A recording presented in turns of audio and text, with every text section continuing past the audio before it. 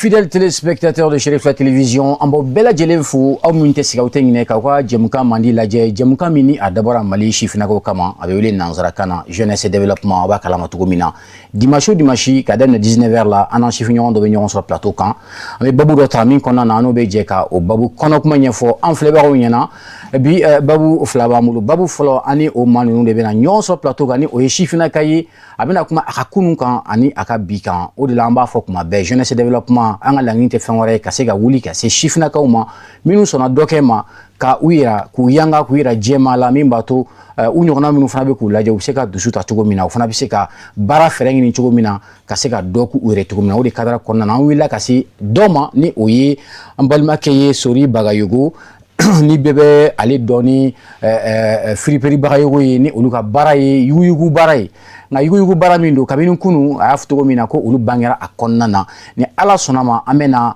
kuma da a yɛrɛ ma ko mɛn da mɛn tigila ya ka se ka caman fɔ a yɛrɛ ka caw kan cogo min na maa min don a donna baara in kɔnɔ cogo min na ka se ka da don o la a ye degu min fana sɔrɔ a la ani fana hɛrɛ minnu kun bɔra sisan a ka se ka da don a caman na salamu aleykum kodi basi t'i la Bagayogo i ka kɛnɛ waaleykum salam rahmatullahi n b'a dɔn k'a fɔ a nisɔndiyalen don k'i sɔrɔ an ka plateau kan ni o ye jeunesse et développement ye ni siɲɛ fɔlɔ ye an b'a fɛ yan'an ka taa yɔrɔ jan fɔlɔ i ka se ka dɔɔnin fɔ i yɛrɛ kan Bagayogo e ye jɔn ye i bɛ mun baara kɛ bon ne tɔgɔ Sori Bagayogo ne bɛ yugu de feere ne bɛ yugu baarakɛla de an ka bitigi bɛ Sugunikura la d'accord très bien Sori Bagayogo vous êtes un ancien vendeur ambulant ni o ye Firiperi baara ye kunu i tun b'a da i kana ka feere dugu kɔnɔnaw na ayiwa Firiperi baara in yɛrɛ i donna la cogo jumɛn na bon Firiperi baara in na ne ma don Firiperi baara in na ne wolola Firiperi baara in kɔnɔna de la parce que je suis né ka sɔrɔ n fa b'a la n ba b'a la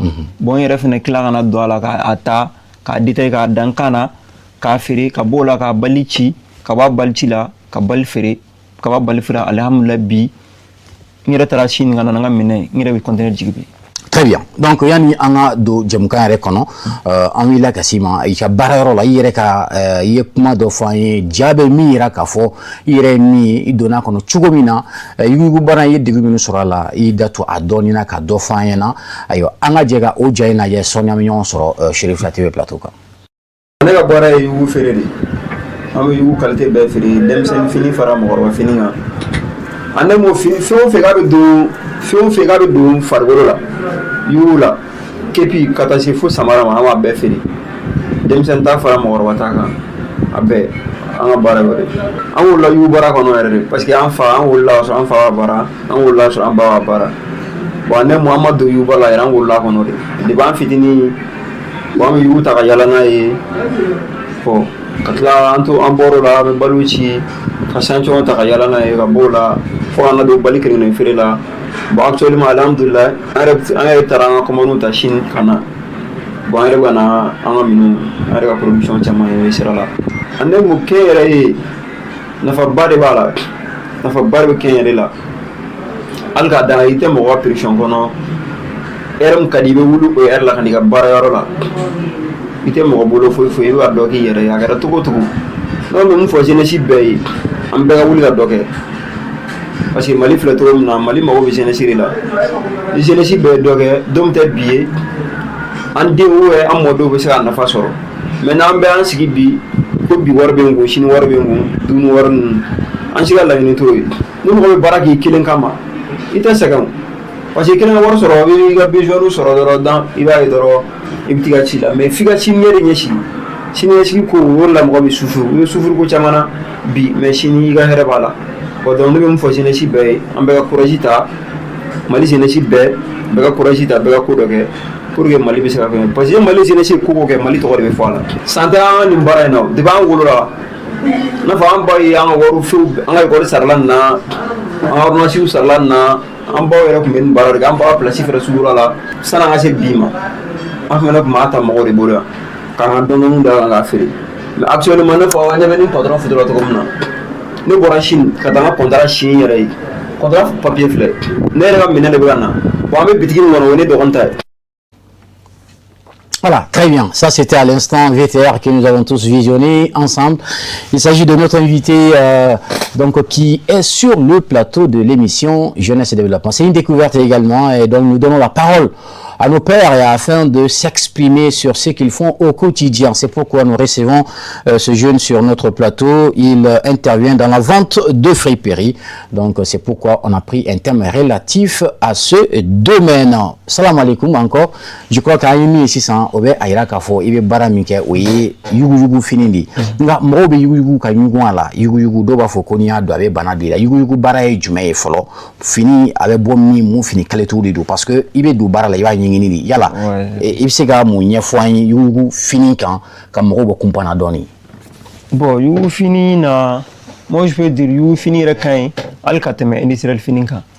Parce que fini le do na fo ko fe mrobe fini utiliser. Bon, a fini bête utilisé. A dobe c'est que non faut dobe na par an. Voilà, j'ai une chambre quoi quoi. Par an, nous les baraques 600. Ni minimum boras, ni minimum toura stokula. Il va y entrepôt mon me coffre. Na fo Europe, Chine, dugun na quoi. Avec du wolle makarsa. Avec ce qu'on produit avec lui blanc en Afrique. Parce qu'à fili roto le fait. Bon, canal là. A chambre baba la mouma utilisé quoi. You bête utilisé. Donc you fini nous il va y kafa do malikado. Aïe.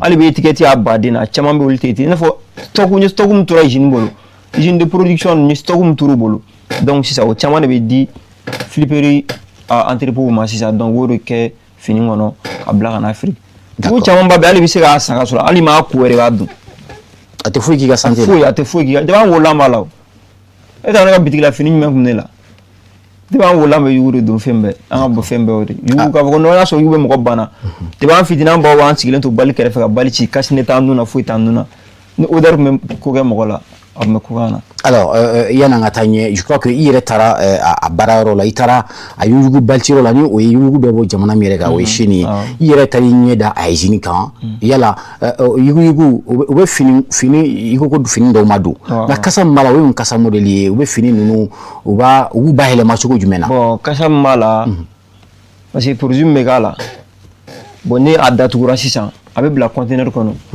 conteneur do se 2 mois 3 mois avec entre Kodji sans faire en Afrique nuance fiente ka doaka o kasa me bo orila anni fingena ma do fingono fiente ka conteneur fermé le nous bali fermé le nous donc avec tout non sans fait kasa me resno ko kasa go fin no kasa we fin wora kasa into kasa ndorore nga maw fana e fen chama fo ga fo fini nu ina fo dugu juro fin duguma fini nu cloti model nu ubiya kuma na photo don duguma fini nu ko ni odo ni o san yu kuna ko don ko lu chama me mo bana parce que o chama utiliser la tibi est-ce que aw siga mun ki se fo o la est-ce que abe bara nu ke awni kenati la mo de be bara nu ke min bato a kololo kana se mo ma to mina o ka kenata fan fla lawa bon iga o kuma jara bonemo ani yuute arama mo wiga santé fait akara débradero caleçon niasa ou soit niasa sur le fingel ndola ani akura sa industriel la no mi sa conseil di beka iba ku folo ka bla jigala mano ga isi aku ga manière muna kana porter ka sur maku d'accord nagara duguma ne fa ti sorti débrader ti sorti inter débrader mo do fin duguma an caleçon kan ni mo ba sa ya sa industriel la sa yula avant de porter il a nettoyé la follow. C'est comme il a bladji krana. Il a fait yaku, il a mané ibsi au déjà kala. Kaku, soit ibsi a bladji la mana muma kalambage, quelques minutes pour que le microphone mala quoi. Donc micro bala. Micro il peut être fin de ça ne fin de micro walo ja aussi. Bon, au micro bukama, en faire la côte kele. Fin de ibsi la ibsi a transféré ne fait. Du ma fin ko fait, faut te yula.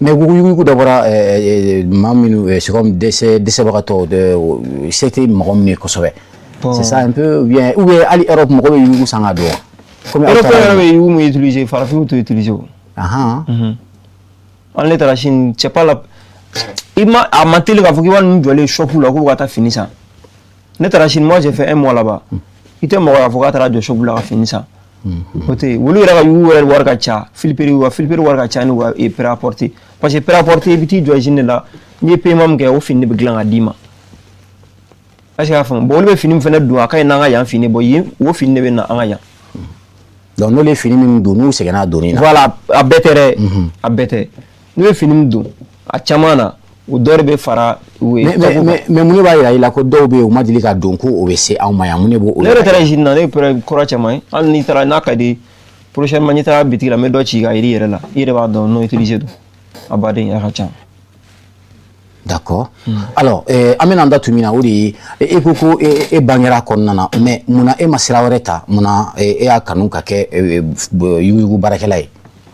Bon parce que n fa ni n ba ye n bilasira ko dɔ de la u sera ka ne ka diɲɛlatigɛ dilan ni yugu feere ye pourquoi pas ne fana tɛ olu ka sira tɔgɔma pour que ka se ka n denw fana ka viri dilan n'a ye au lieu de n ka taa kɛ baara wɛrɛ kɔnɔ mɔgɔ kura ye bon n dun bɛ nin baara kɔnɔ n b'a ɲɛdɔn n tɛna se ka leçon ta mɔgɔ bolo donc n tor'o kɔnɔna de la ka n yɛrɛ retrouver.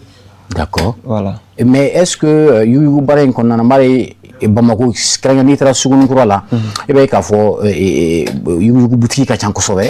Voilà. Mais a ɲumanw fana ka dɔgɔ a la kosɛbɛ mais e bɛ se ka mun de fɔ voilà yugu baara in kɔnɔna na je sais que mɔgɔ caman bɛ ka baara kɛ sisan nka aw ka particularité b'a yɛrɛ jumɛn ye mun de b'aw ni tɔw danfara bɔ ɲɔgɔn na. Bon mɔgɔ caman m'a faamu mun b'an ni tɔw danfara bɔ ɲɔgɔn na mɔgɔ caman bɛ sugu kɔnɔ u bɛ deuxième feere mɔgɔ ma ko permis bon o de la yugu tɔgɔ la gosilen don sisan ka caya dɔɔnin na parce que yugu deuxième premier choix bɛ yen deuxième choix bɛ yen. o bɛ dɔn cogo jumɛn na mun na premier choix ni deuxième choix. Bon an yɛrɛ de b'o dɔn hali n'a fɔ sisan a caman bɛ yen n'an nana chinois ka côté la i bɛ bali caman tɔgɔ daminɛ A ye n'a fɔ sisan par exemple A17 est-ce que y'a faamu o ye périmé de parce que A b'a la ça signifie A bon n'a deuxième don i bɛ taa sɔrɔ sisan B17 est-ce que y'a faamu bon donc o b'a yira o y'a deuxième ye bon mais sisan concert caman donna la bon mun yɔrɔ sisan jeunesse yɛrɛ an bɛɛ ka kalan an bɛɛ b'a fɛ ka kɛ fɛn joona chape chape la bon o kana la an bɛ yurugu sira ta mɔgɔ caman ba b'a kɛ u bɛ deuxième feere mɔgɔw permis ka sɔrɔ tiɲɛ tɛ mais n'u b'a fɛ ka deuxième ni premier dɔn ka bɔ ɲɔgɔn na u ka filipiri ba ye mɔgɔ contacter an nakun ye o de. D'accord. Ok. Voilà. Donc, Albi, Ambe, Aoula, Donia Kafo, Ani, Mami, Be Plateau, quand on dit, Fripiri, Barayugo, Nyamaini, Oye, Ambalmake, Areba, en Boulokoro, Plateau, Kayano, Avala Kadatu Minaoudi, Akabara Nyedoyi, Sabla, Odilamba, Foyena, Dimasho, Dimashambe, Wili Blanchi, Fignon Doma, Bimbatou, Fonakan, ou expérience partagée, ou Nonawi, ale bangera a kɔnɔna na nka a bɛ ka minnu fɔ a bɛ an sɔn hakili la k'a fɔ dɔw ko yuguko fini maa bɛ ɲugu a la mais ale ko ko non n'i bɛ don ko la i b'a ɲɛɲini a ɲuman fana bɛ yen nɔ dɔw yɛrɛ bɛ yen u ma deli ka don ayiwa minnu ma deli ka don a bɔra k'o fana ɲɛfɔ an ɲɛna sisan mais an mago bɛ min na bi i b'a ye k'a fɔ sifinnaka caman bɛ yen bi u tununnen don u t'a dɔn u bɛ baara min kɛ u kan ka baara min kɛ u t'a dɔn mais e bɛ se ka misaliya ye e bɛ se ka kɛ misaliya jumɛn ye i ɲɔgɔnnaw ma bi k'a ɲini u fɛ baara ma bɔ baara la e kalanna ye maro k'a fɔ i ye dɔɔnin kɛ école kalan na. Bon ne ye bagi kɛ. E ye bagi kɛ nka i ma ɲugun bi i yɛrɛ la ni kalanba in b'i la nka i nana ka na kɛ yugu feere yugu baarakɛla ye. Bon o yɔrɔ la baara ma bɔ baara la baara bɛɛ baara parce que e taara baara wɛrɛ kɛ e taara kɔlɔnsen kɛ ne taara n ka fini feere n'a nana wari bila tabali sanfɛ est ce que a bɛ yira ko e ka wari b'a yira ne la ko e ka baara ye nin wari de ye wari bɛɛ de wari kelen l'essentiel ye k'i ka dɔ trouver dɔrɔn kana sonyɛni kɛ jamana ko ko man olu to yen ko jɛlen kɛ i ka wari ɲini parce que hali ne bɛ jeunesse caman u bɛ complexe k'a fɔ k'u bɛ telimani boli ka n'i ɲɛ jɔ i teri la a tɛmɛna sira min fɛ ani gɛlɛya min fɛ e t'o dɔn bon le jour que i ɲɛ b'a la bi i ɲɛ b'a ka bi de la a tɛmɛna kunun mun na e t'o dɔn a ye difficulté caman kɛ bon n'a mun filɛ an taara damada la ka taa yugu feere an taara damada kɔfɛla tɛ mɔgɔw a bɛ se n'i t'a dɔn mɔgɔw b'a tɔgɔ dɔn Mali damada dɔ don an taara damada caman na Mali la ka taa yugu feere kanali la an bɛ taa an bɛ si an ka yugu kɛrɛfɛ dugu bɛ caman an ka yugu dayɛlɛ an b'a feere mais bi ɲɛmɔgɔ y'an ye i b'a fɔ karisa a ma tɔɔrɔya foyi kɛ donc a bɛ nin sira kan magasin b'a bolo a bɛ ka taa voyage la ka sɔrɔ or que an tɛmɛna sira min fɛ n'a fɔra k'i ka kan nɔgɔna ka tɛmɛ o sira fɛ i tɛ sɔn. donc mais aw fa ye mun de fɔ aw ye ka aw fitininama to o y'a sɔrɔ aw ma don baara in na fɔlɔ. bon an fa ye mun fɔ an ye kuma bɛɛ hali ni baara yɛrɛ tɛ silamɛya kanali la karisa siran wale hakɛ ye i bɛ nafolo ɲini a ɲini jɛlenya sira kan bon denkɛ ni i n'a fɔ diinɛ fila de bɛ mɔgɔ la diɲɛ kɔnɔ quoi diinɛ fɔlɔ o ye alabato ye diinɛ filanan o ye nafolo ɲini bon kuma bɛɛ an ka lise b'o de fɔ an ɲɛna il faut que an k'an cɛsiri bon an t'an tɛgɛ jigi fɛnɛ an kɔni tɛ mɔgɔ ka wari suɲɛ an mago tɛ mɔgɔ wari la ne filɛ waati min na ne filɛ âge min na ne mago tɛ mɔgɔ la fɛn fɛn k'a bɛ ɲini dugukolo sanfɛ a bɛ ne bolo. Ah bon? Fɛn fɛn k'a bɛ ɲini dugukolo sanfɛ alhamdulilayi waso tɛ foyi tɛ mais c'est juste an nana k'an ka fingɛ de fɔ nga bara ye mun de lase ma bon yan'an ka se o ma parce que c'est important an ka kuma i bɛ don baara o baara la je crois qu'il y a difficulté de sɔrɔ a la. Est-ce que c'est vrai qu'il y a ta sauce, c'est un héritage déjà, oui. Mais est-ce que au départ, avant que Ikala Kudo il a confirmé à Konana, il a ce qui est imposé, il a sur la Konana. Bon, jusqu'à présent, vous faites gala là, parce que yoro on fait le djinn watimna, ni gara baram kebagay, nala ga yéché ga sira dande ma iba fam dam ni fe, tobe blela. Ou te kila wa kanale wa ira demande. Donc, si je comprends bien, vous confrontez à une concurrence déloyale. Voilà, Pirigo, voilà. Quand on a marchandise la gauche, voilà. Bon, à Kachan, quoi. Mali, il y a un fin que l'enfant de l'Okoroka ou du Koukaranoï. Ça m'a laissé Garawadi. Mais malgré toutes ces difficultés, comment est-ce que Ebeka Watin Temi, comment est-ce que Ebeka Barakeni ignorent, bon, je ne dirais pas les concurrents, mais même Barak ignorant, ok. Ande mo ne bi sika fo tene ka che oui ala ka sonni parce que ade bi ko ke aka joni akada ito komna ne gela wati na ala bo kika kanada ngai che ne ala wo gela wati na ibo ke wo jaw sa che ka fu itola bon ne no ga fena wati na a chamana na so ji don ge nyitiri da so no ala ba no yi voilà oui tiens voilà. D'accord. Alors, fidèles téléspectateurs de Chérif la télévision, je crois que nous sommes toujours dans la première manche de l'émission Jeunesse et Développement qui reçoit un jeune qui évolue dans le commerce de friperie.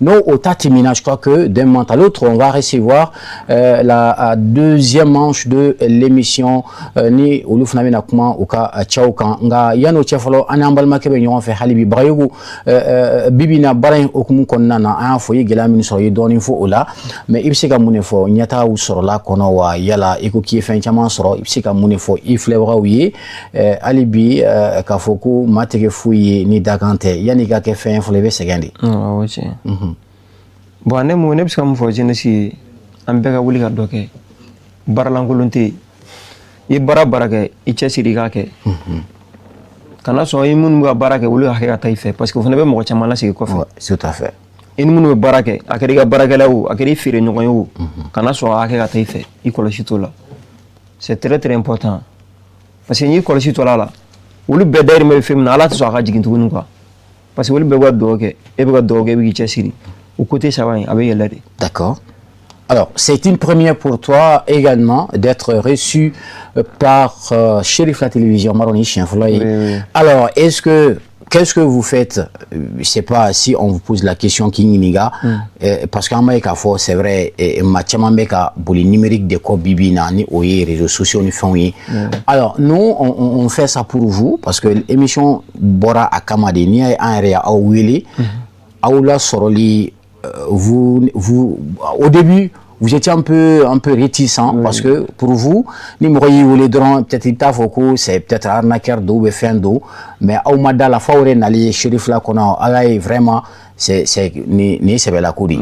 Alors c'est important nous enfin avait voulu en me segaouiller à Kula, en me déouiller à Kula parce que une fois qu'il est baradoké ni wila cassé mon dos madron, hal ni asro il y a barakela par exemple.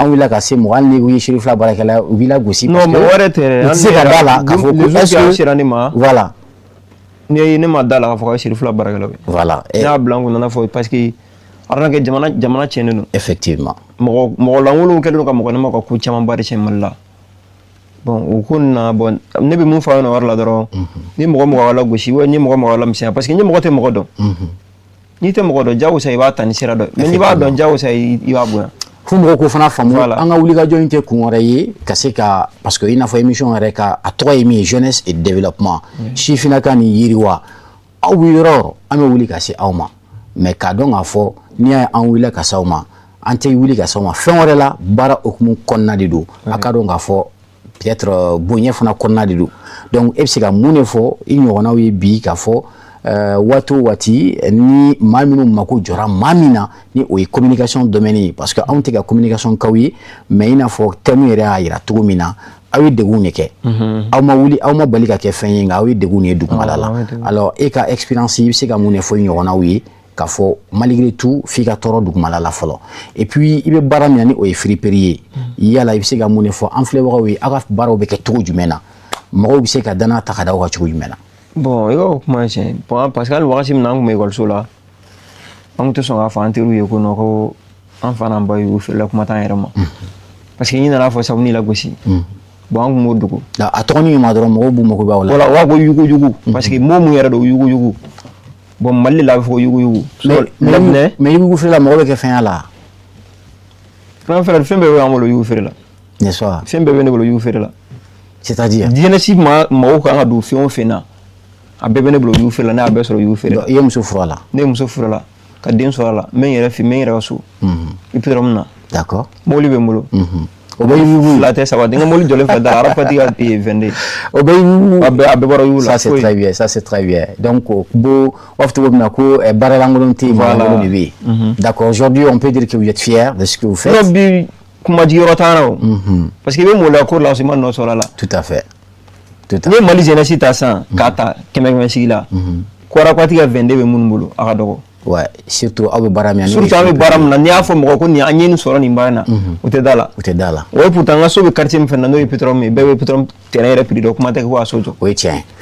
alors félicitations à toi je crois que c'est ça un peu ni y'i cɛsiri ala bɛ sira dayɛlɛ i ye o de la vraiment an ye wele i nana i ka expérience partage n'a ye an y'i ka ja min fana ye o tournera i yɛrɛ ka boutique kɔnɔ i dɔgɔkɛ an b'a yɛrɛ fo au passage je crois que i bɛ taa sɔrɔ a bɛ ka jɛmukan lajɛ nin waati la Cherifla TV dun waati o waati an b'o de fɔ aw ɲɛna n'aw ma se ka télé sɔrɔ sabula kurantigɛ baraka ka bon a bɛ taa an ka page bɛɛ lajɛlen kan YouTube Facebook ni ala sɔnna a ma jɛmukan dafalen a b'a sɔrɔ yen nɔ ni o ye Cherifla officiel ye alors an bɛ ka an sinsin ka se jɛmukan banyɔrɔ ma a tɔ ye minute 5 ye alors i bɛ se ka mun de fɔ o bibi in na ka fɔ yugu feere i y'a fɔ sisan i y'a tɔnɔbɔ nka est ce que baara kɔnɔna na i ni mɔgɔw bɛ baara kɛ cogo jumɛn na yala aw ka dayɛlɛlen don maaw ye wa.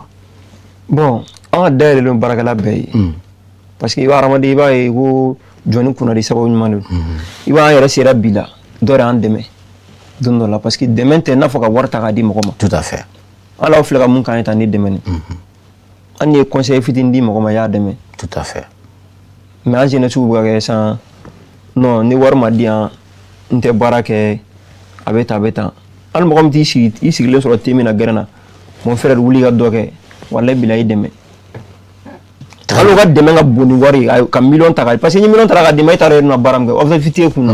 o ye tiɲɛ. million bɛ tiɲɛ o. tout à fait tout à fait. bon donc ne ye mun fɔ o yɔrɔ la diɲɛ client bɛɛ mɔgɔ mɔgɔ k'i bɛ yugu feere en gros détail an ka dayɛlɛlen don bɛɛ ye. d'accord très bien. alors n'i b'a fɛ ka yugu ko fɛnɛ ɲɛdɔn k'a dɔn yugu yɛrɛ qualité jumɛn yugu ko ɲɛdɔn filiperi baara mɔgɔ bɛ se ka o ɲɛfɔ yugu feerela diɲɛ bɛɛ ye. a n'a ka denmisɛnninya. n'a y'a fɔ cogo min na ayi an yɛrɛ de y'a n'a y'a fɔ togo togo a tɛ mɔgɔ si tɛ diɲɛ kɔnɔ k'i b'a sɔsɔ kuma tɛ Mali ma. c'est-à-dire. n'a fɔ n'a y'u ko fɔ k'a bila yɔrɔ min na mɔgɔ tɛ yen. mais qualité ɲuman in tɛ qualité ɲuman ye. ayi mɔgɔ tɛ yen mun bɛ se k'o bɔ an dɔ la n ye ni mun bila ko nin ye nin dɔrɔn a tɛ se ka bɔ yen. mais yugu la fini fasugu bɛ wala fo bazin n'est-ce pas. non fini fasugu bɛɛ b'a la fo bazin t'a la. mun na bazin t'a la. bon olu ye fingɛ de ye n'a fɔ tubabuw yɛrɛ t'o utiliser ka caya. d'accord. c'est pas la peine k'a fɔ k'i ka tubabu ko bazin b'a la fo n'a nana Afrique a nana dɔ nɔfɛ o y'a kɛ ka bazin kala k'a d'a ma pour que an kan ka taa yɔrɔ dɔ la donc an ka uniforme a bɛ se ka complexe k'a don sinon tubabuw ka fini tɛ nin parce que u ka dugu la nin tɛ se ka don. d'accord. mais friperie baara in a bɛ se ka commercialiser a bɛ se ka bila ba la cogo di k'a valoriser kosɛbɛ je sais que a bɛ a valoriser non dɔɔni mais est ce que initiative kuraw jumɛn bɛ e la dans les jours à venir k'o kɛ baara in kɔnɔna na ka i distinguer ni tɔw ye. bon initiative baden de b'an na. i n'a fɔ jumɛn jumɛn. parce que ala an filɛ yɔrɔ min na sisan an bɛ ka magasin wɛrɛw fɛnɛ ɲini pour que mun bɛ se k'an ka kow lacaya. i n'a fɔ ka friperie bayɛlɛma cogo kura la mɔgɔ ma deli ka min kɛ. bon mɔgɔ ma deli ka mun kɛ. o hakilina kurabaw la wa. wa hakilina kura bɛ se ka mun k'o la o ye prix ko de parce que hadamaden i kɛra cogo o cogo i bɛ ko dɔ kɛ sɔrɔ dɔ kɛ mais i bɛ se ka tɛmɛ a la niveau dɔ de la. mais yugu bali yɛrɛ fan bɛɛ la joli de don Mali kɔnɔ joli de don yɛrɛ mais ni seconde a bɛ n'a fɔ ou bien prix kelen t'a la wa. bon ne ma prix kelen t'a la parce que minɛnw tɛ kilo kelen ye. bon minɛn premier choix bɛ deuxième choix. mais a tɛ jigin jumɛn yɛrɛ kɔrɔ a bali. bon bali prix bɛɛ b'a la deuxième choix i n'a fɔ Europe Europe minambe, Belgique minambe, et Pakistan minambe, Chinois minambe, Dubaï minambe. Tu m'as dit na be. Bon, on aime Dubaï minambe parce que environ voici de la kerem do soro kono 4 et wa bishigin balkele. Adore bta fu 500 000. D'accord. Dubaï D'accord.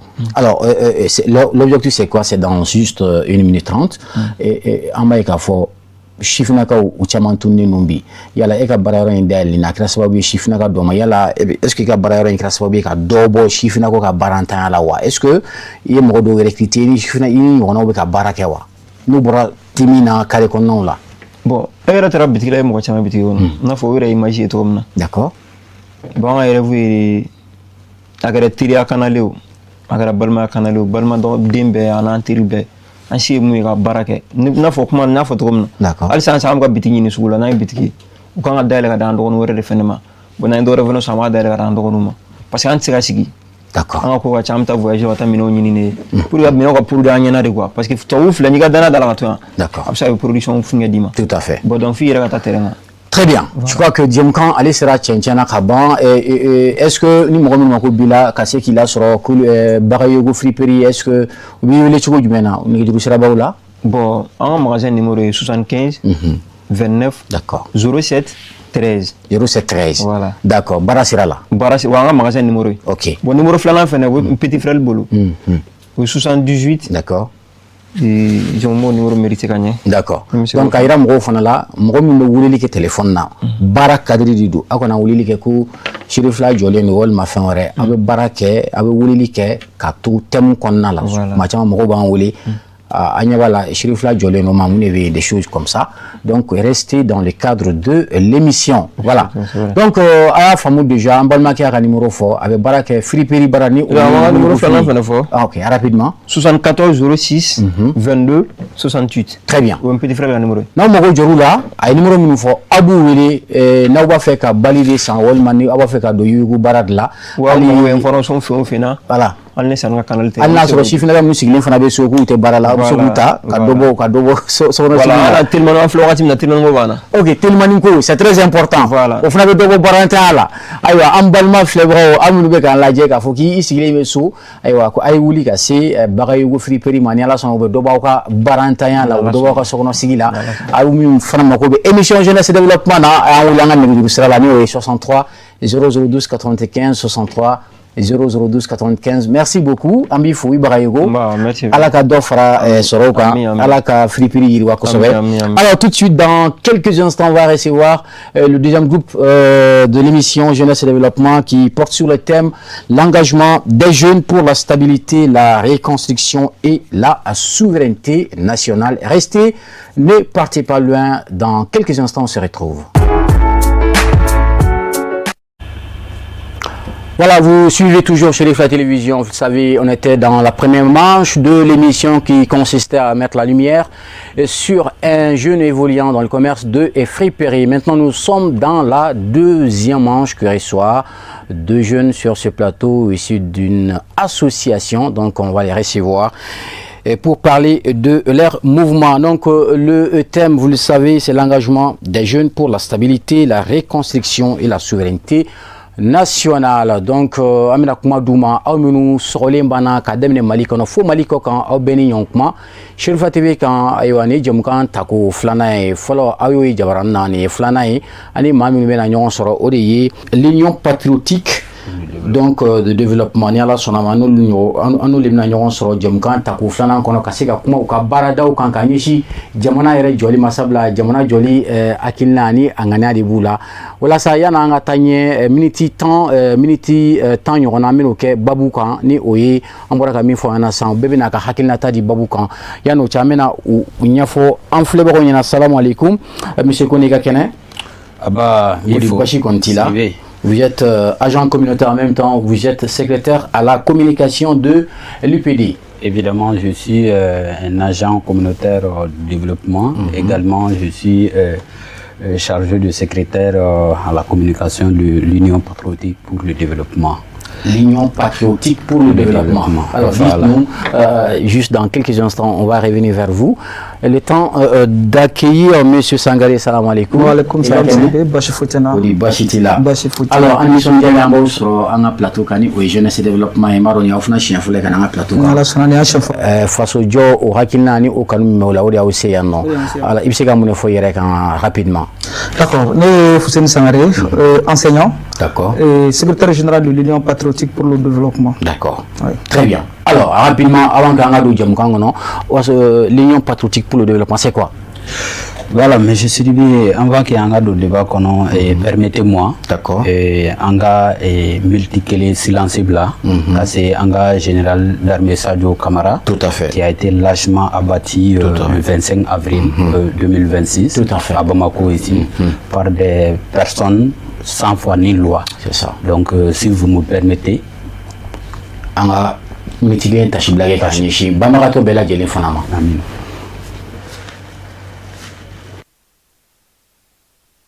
Djelina, Allah Kamali Souma. Alors, comment bibolo? D'accord. L'Union patriotique pour le développement et organisation des génies. Organisation des génies, mon sigira bi abi sanduru nyonganabo.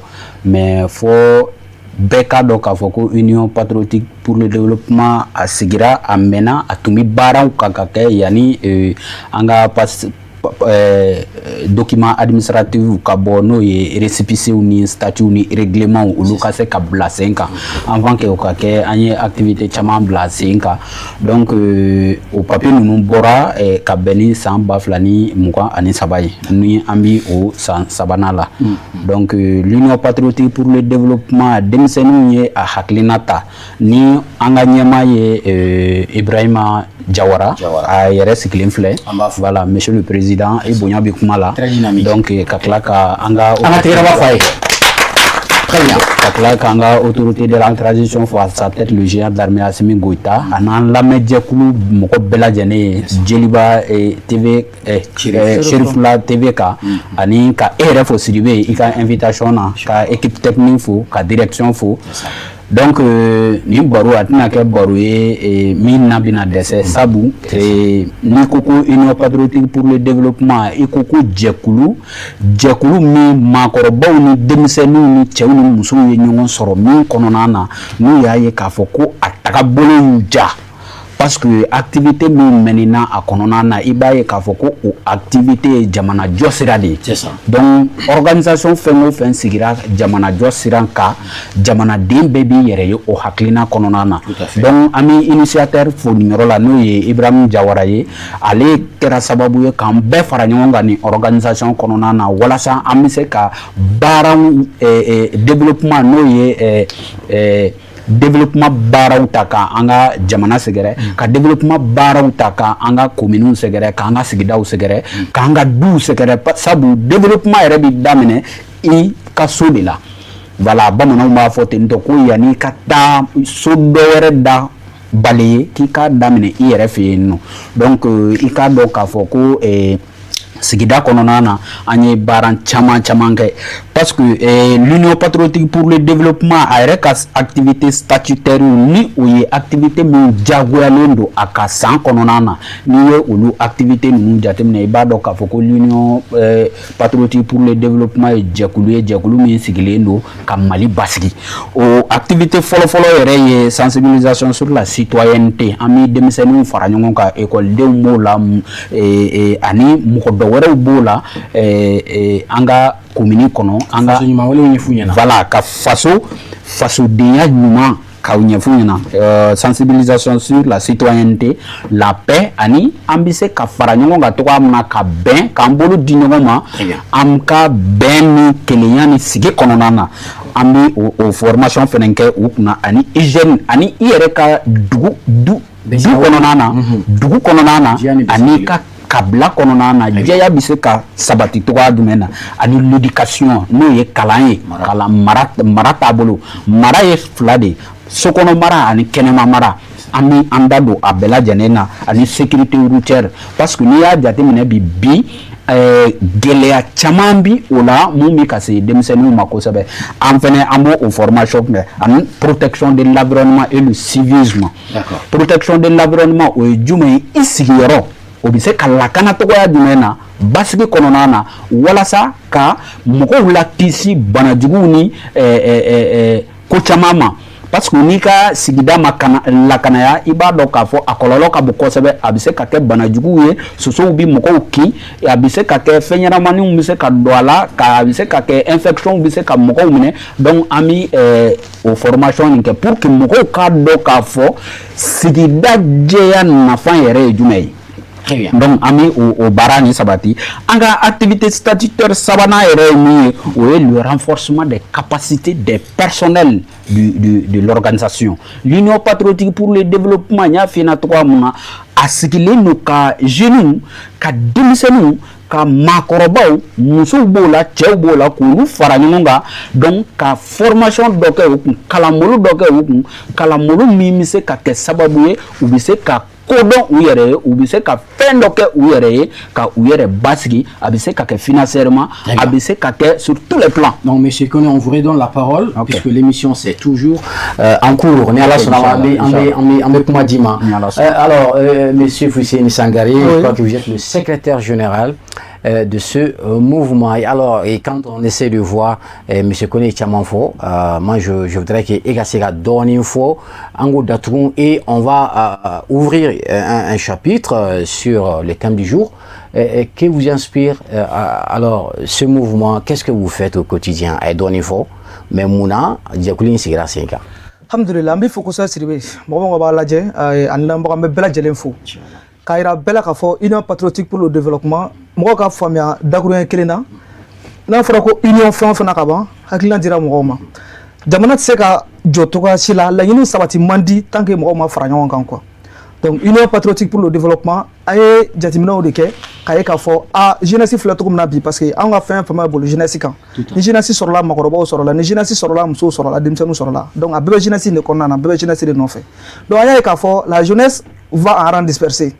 Aka gɛlɛn mais a bɛ yen jeunes aka gɛlɛn an ka se ka fara ɲɔgɔn kan ka ko dɔ kɛ ko min bɛ se ka jamana nafa ko min bɛ se ka an ka sigidaw nafa donc an ka mun kɛ karisa tɛ fasoden ɲuman ye karisa ye fasoden ɲuman ye an ka nin bɛɛ to yen an ka essayer ka mɔgɔw fɔ ka bɛn an ka mɔgɔw fara ɲɔgɔn kan avec l'union laɲini ye mun ye o bɛ sabati donc union patriotique a ka laɲini fɔlɔ ye mun ye ka mali denmisɛnninw k'an bɛɛ fara ɲɔgɔn kan hali n'a sɔrɔ an tɛ jɛkulu kelen an ka fara ɲɔgɔn kan hakilina kelen ta jamana in bɛ se ka bɔ nɔgɔya ni hakilina min ye an k'o hakilina labaara donc n'o hakilina in labaarala o bɛ taa wolo mun na o bɛ taa wolo patriotisme de la on va trouver des bons patriotes les patriotes qui sont à mesure et qui sont prêts à défendre ces pays ka jamana in bɔ nɔgɔ la parce que a ka gɛlɛn i ka se ka jamana ka ɲɛtaga sira minɛ n'a sɔrɔ jamana yɛrɛ kanu t'i la donc an ka laɲini fanba ye fɔlɔ ka jamana kanu don jamanadenw na pour que u ka se ka jamana ka ɲɛtaga siraw minɛ. Tout à fait. Donc o union patriotique pour le développement. Donc développement yɔrɔ ye ni jamanadenw ye ɲɔgɔn minɛ jamanaden ɲumanw sɔrɔla yiriwa bɛ na. Tout à fait. Donc an mago bɛ nin fɛn dama dama de la mɔgɔw ka se ka bɛn ka fara ɲɔgɔn kan hali n'a sɔrɔ kungilaw tɛ kelen yaasa jamana in a ka se k'a yɛrɛ sen sɔrɔ cogo min na. Kuma la surunyana voilà l'union patriotique pour le développement. Merci Aïté Fouye. Alors, d'où le thème d'aujourd'hui qui cadre parfaitement avec vos ambitions, qui s'intitule l'engagement des jeunes pour la stabilité, la reconstruction et la souveraineté nationale. Alors, rapidement, on va vous redonner encore la parole pour décrypter un peu cette thématique. Comment est-ce que vous voyez ce thème, puisque engagement bas du même kanga tami mato jamana biseka jo beka kekele ka maudum beka seka do dakelen feka bo dakelen fe chogomna. D'accord, monsieur.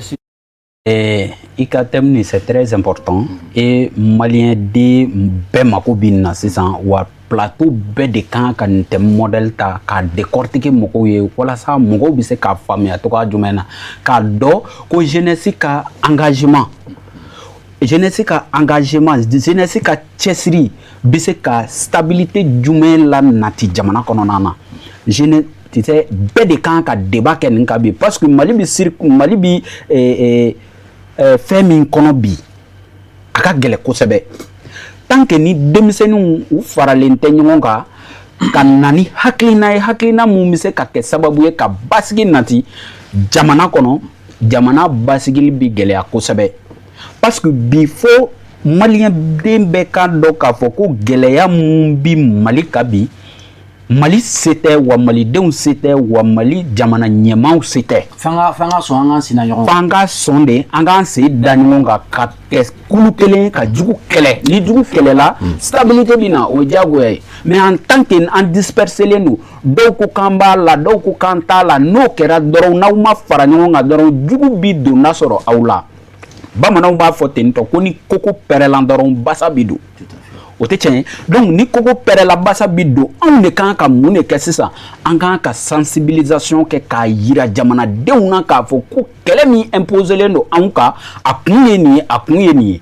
ni jamanadenw y'o faamuya an kan ka jamana yɛrɛ kanu don jamanadenw na n'o ye patriotisme ye ni jamanaden sɔnna k'a ka jamana kanu dɔrɔn fɛn caman bɛ yen a tɛ sɔn ka don o kɔnɔna na sabu n'i y'a jateminɛ bi kɛlɛ min imposelen don an ka babu daminɛ na an y'a ye k'a fɔ ko an ka ministre fagara le 25 avril mun de y'a faga a fɔra banbagatiwalew de y'a faga wa maliyɛn den dɔw b'a senkɔrɔ donc n'a y'a sɔrɔ anw tun faralen don ɲɔgɔn kan k'an hakilina kɛ kelen k'an tagabolo kɛ kelen est ce que o tun bɛna anw sɔrɔ o tun tɛ anw sɔrɔ donc ne bɛ min ɲini dɔrɔn Mali jeunesse fɛ ani Mali autorités ani jɛkulu fɛn o fɛn bɛ yen nɔ min bɛ jeunesse regrouper u ka sensibilisation kɛ bi kosɛbɛ ka jamanadenw hakili lajigi Mali kulu na ani Mali kanu a kana kɛ voilà Mali kanu kana kɛ da ye a ka kɛ kɛwale ye mais a tɛ se ka kɛ kɛwale ye fo jamanadenw yɛrɛ k'a dɔn k'a fɔ ko degun min kan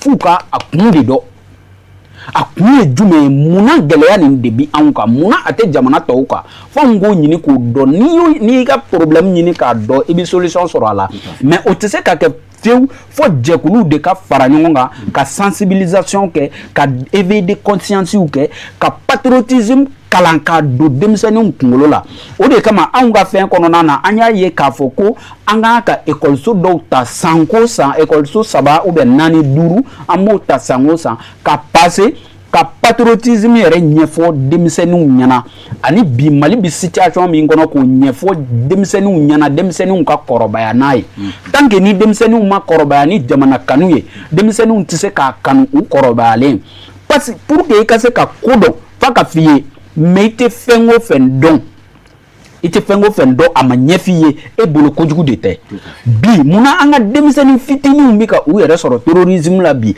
munna an ka denmisɛnnin fitininw bɛ ka u yɛrɛ sɔrɔ bi drogue min la bi munna an ka denmisɛnnin fitininw bɛ ka u yɛrɛ sɔrɔ vagabondage la munna denmisɛnnin fitininw bɛ ka u yɛrɛ sɔrɔ bi ka taa marifa ci mɔgɔw la siradaw la k'u ka bolimafɛnw minɛ k'u ka telefɔniw minɛ k'u ka fɛn wɛrɛw minɛ parce que a kɔlɔlɔ de ma f'u ye na kɔlɔlɔ fɔra u ye k'a fɔ ko jamanadenw aw de kan ka fara ɲɔgɔn kan pour que a ka jamana ka basigi parce que ni jamanaden dɔw ye marifa ka ci kan mɛn dɔrɔn u ja bɛ wuli donc n'u ja wulila a kɛra terrorisme a kɛra banditisme ye donc o tɛ hakilisigi ye jamana ma donc pour que hakilisigi ka na fo anw jamanadenw yɛrɛ k'a dɔn k'a fɔ ko jamana yɛrɛ bɛ nafa ni mun de ye fo anw k'o ɲini k'o dɔn n'an y'o ɲini k'o dɔn k'o don denmisɛnninw kunkolo la a bɛ kɛ sababu ye k'a fɔ ko an bɛɛ bɛ se ka don da kelen fɛ ka bɔ da kelen fɛ o ye union patriotique pour le développement ka objectif principal de ye. Très bien, merci beaucoup Monsieur Sangaré.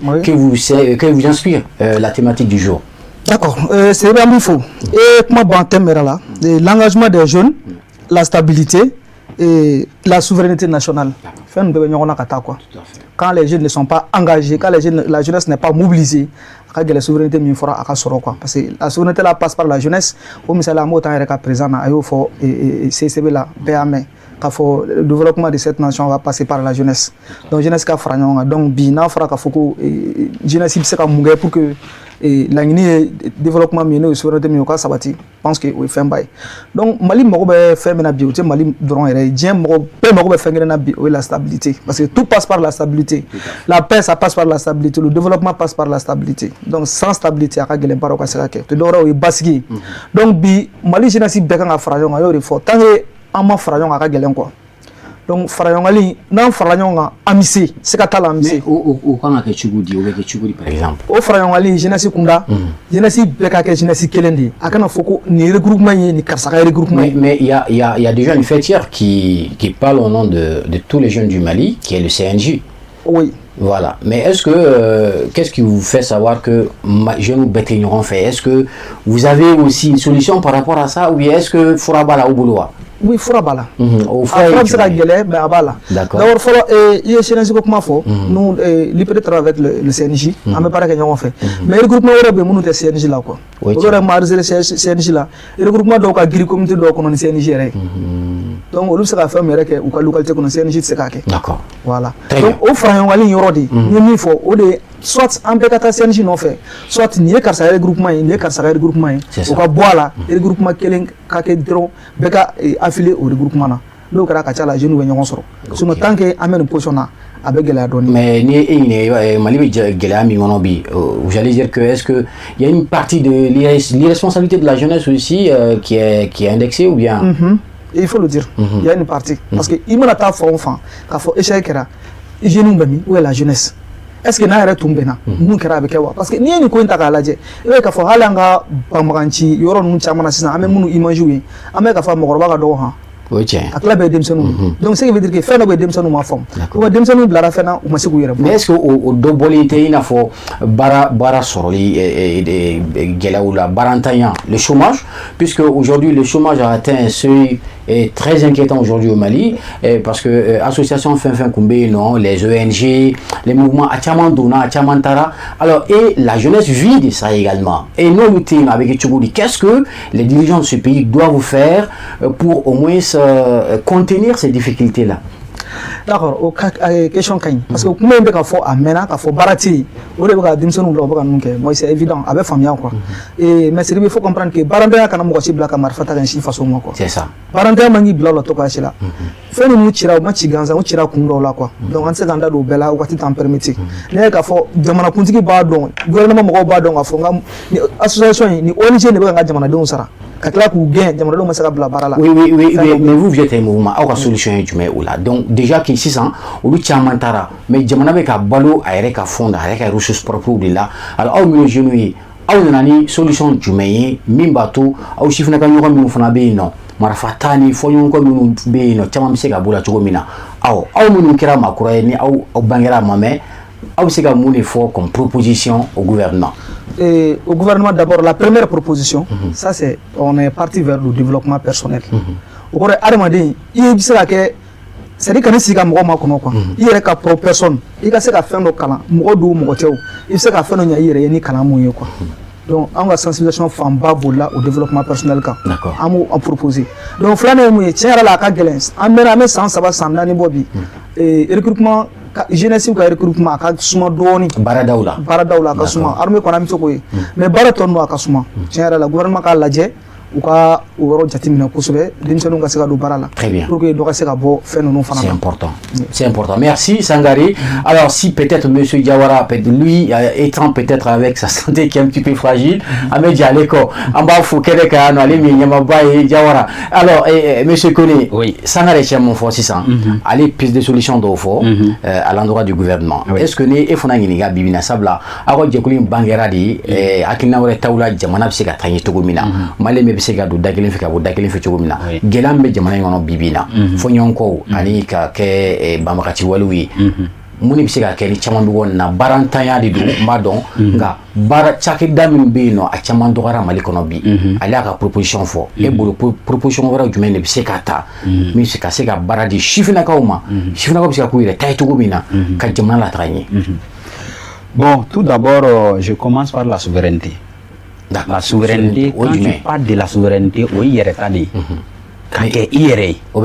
souveraineté, souveraineté économique, souveraineté culturelle, souveraineté sécuritaire. Est-ce qu'il y a femme?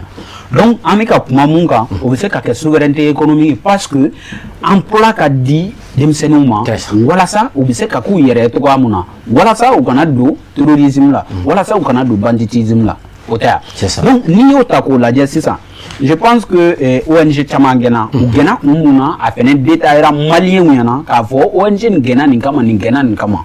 Est-ce que olu gagné permettez-moi je crois que ne ko kɛ i b'a kɛ ka ɲɛbilaw de kɛ est-ce que jamana ɲɛmɔgɔw ye nin kɛ ka sɔrɔ u ye ɲɛbilaw kɛ wa parce que bibi na kɔlɔlɔw caman bɛ yen il y avait plus de 600 ONG au Mali alors aujourd'hui olu talen sifinaka jumɛn bɛ yen nɔ maa hakɛ jumɛn de bɛ yen ni o bɛ chômage la c'est aussi un problème à signaler n'a ma ɲɛ k'a fɔ k'aw ye sifinakaw ye Mali kanu de b'aw la alors aw bɛ se ka mun de fɔ gouvernement ye hali bi ka dayɛlɛ sigafow ka kɛ et puis baaraw ka se ka sɔrɔ cogo min na ka di sifinakaw ma. Au fait ne bɛ se ka mun fɔ gouvernement ye proposition na UPD ka cadre kɔnɔna na o ye autorités ka u jija togoya bɛɛ lajɛlen na ka entreprise parapublique créer ka caya parce que an y'a ye k'a fɔ ko entreprise caman bɛ yen a annoncera k'a fɔ k'a bɛna créer mais jusqu'à présent a ma créer et pourtant mɔgɔw tun bɛ ONG la baaraw na u tun b'u ka besoins satisfaits hali n'u tun tɛ bɛrɛ sɔrɔ u tun b'u ka besoins satisfaits n'olu bilara chômage la i b'a dɔn k'a fɔ ko denbayatigi mana bila chômage la a mana gɛlɛya cogoya dɔ la ka se yɔrɔ dɔ ma a bɛ se ka don ko la ko mun ti a yɛrɛ hakilina ye. Tout à fait. Donc o de kama an y'a fɔ ko an ka développement personnel insérer an ka activité statutaire kɔnɔna na pour que ka mɔgɔw kalan yɛrɛta position na wari min b'i bolo a kɛra 10,000 a kɛra 20,000 i bɛ se k'a don fɛn dɔ la ka i bolo lamaga n'a ye walasa i bɛ se ka dɔɔnin sɔrɔ k'i ka denbaya ni lahinɛ ni o de ye sinon en réalité ONG taara a impactera Mali kan franchement parler il faut qu'on soit vraiment clair donc a impactera Mali kan parce que maa min taara chômage la ni ko a bɛ 60,000 personnes bɔ. A ka 60,000 personnes bɔ a ka ca k'a daminɛ MINUSMA la ka na bila bi la mɔgɔ min taara chômage la a bɛ 60,000 personnes bɔ donc an b'a ɲini jamana fɛ jamanadenw décidelen don aw nɔfɛ wa u b'aw fɛ mais ka yir'u k'a fɔ foyi ma tiɲɛ fɔlɔ voilà foyi ma tiɲɛ mais u ye entreprise minnu créer kuma fɔ u kan u teliya k'u créer k'u bila walasa jamanadenw fɛnɛ bɛ se ka baara sɔrɔ olu entreprise ninnu na ka baara kɛ pour que k'u ka famille ka besoin satisfait. Très bien. Jamkan to minute fly, je vais répartir ces minutes là entre vous deux rapidement. Vous avez une minute. Est-ce que Walia jugo min bora ka Mali jamana kono je crois que est-ce que les sons me gang à tirer rapidement. Alors, et puis on vous donne la parole. Bon, les sons mun kan ka tirer na malien di be kan ka mun famia. U ka dɔn k'a fɔ ko an ka koko pɛrɛnnen don.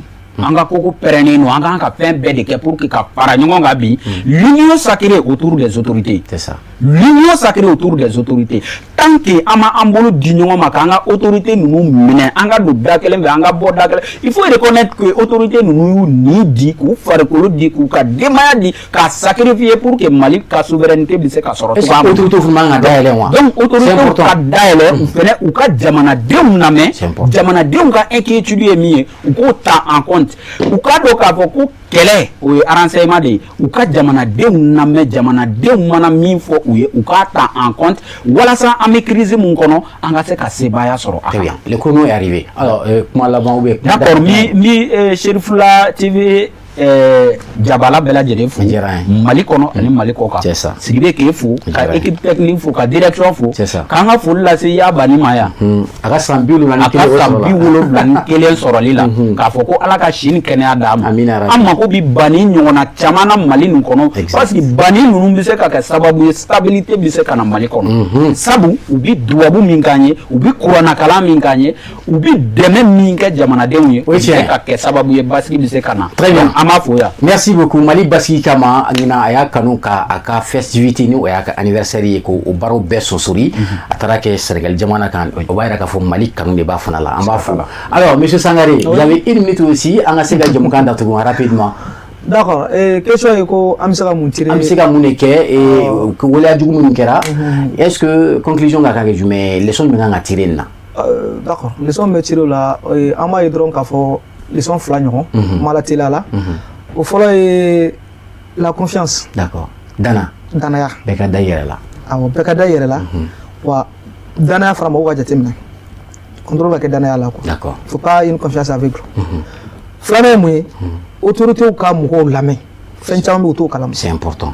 u ka mɔgɔw lamɛn n'u ye mɔgɔw lamɛn fɛn dɔw tun bɛ se ka kɛ wagajɔ la a bɛ se ka bali i m'a yira k'a fɔ information de bɛ u t'a kalama c'est ça le mouvement citoyen le sens d'un mouvement citoyen aw bɛ ka min fɔ bien vrai que jamana kanu b'o la mais aw bɛ ka solution fana fɔ jamana ɲɛmɔgɔw ye c'est important u ka dayɛlɛ fɛn dɔ b'u t'o kalama quoi o fɛn wɛrɛ fana min bɛ da o kan k'o fana faamuya u k'a to u ka contrôler très bien olu bɛ sira kan minnu ka contrôle la dɛ u k'a to u ka contrôler u ka mobiliw ka contrôler u ka denbaya ka mobiliw ka contrôler voilà n b'a dɔn k'a fɔ ala bɛ barika da aw ka jɛkulu in ma sabula aw ka kungelataga ye min ye je crois que i kana fɛn kanu k'i ɲɛ tugun hali n'a ye erreur kɛ k'i t'a fɔ mais aw bɛ k'a bɛɛ lajɛlen fɔ merci beaucoup merci donc Chérifa TV est-ce que folikan b'i bolo wa rapidement vous avez 30 secondes effectivement folikan tun bɛna laban y'a banni na comme Siraba y'o foli kɛ vraiment an b'a fɔ kosɛbɛ ko kelen na dɔrɔn jamana kanu donc ale kɔni jamana in bila fɛn bɛɛ ɲɛfɛ an b'a fɔ o la kosɛbɛ san 71 caman bɛ ala bolo ala k'o ɲɔgɔnna n'a ye. Merci à vous. Merci. Alors, Djemka Medatou Yano, Ankuni Maminundon, Oli, Mafla, Foussini Sangari, ni Ali, Erol Karamoye, en même temps, Ali, secrétaire général, IPD, la NIOI, Union Patriotique pour le Développement. Merci beaucoup. Alors, Maflaman Kouye, Siraba Koneye, ni Ali, agent communautaire, en même temps, il est secrétaire général à la communication de l'UPD. Mobela Djelenfouka, Aukanyema Bafou, ni Ibrahim Diawaraye, qui est parmi nous. Merci beaucoup. Aw benici aw ni baraji jamukan ye aw b'a sɔrɔ dimanche don ka daminɛ nɛgɛ kaɲɛ 19 o ye 19h ye ni o ye sangafu sɔrɔ n'a ma se k'o sɔrɔ ntɛnɛn don o dugujɛ aw b'a lajɛ 11h midi walima n'an m'o 6 sɔrɔ a bɛ taa an ka bɔlɔlɔw sanfɛ Chérifla TV officiel Facebook sanfɛ walima YouTube sanfɛ jeunesse développement n'a y'a don dɔrɔn aw bɛ jamukan dafalen sɔrɔ yen nɔ an b'aw bɛɛ lajɛlen fo k'a fɔ ko Ala ka hɛrɛ kɛ Mali ye Ala ka malidenw don da kelen fɛ ka bɔ da kelen fɛ aw ni cɛ ni baraji. Merci beaucoup. Merci beaucoup.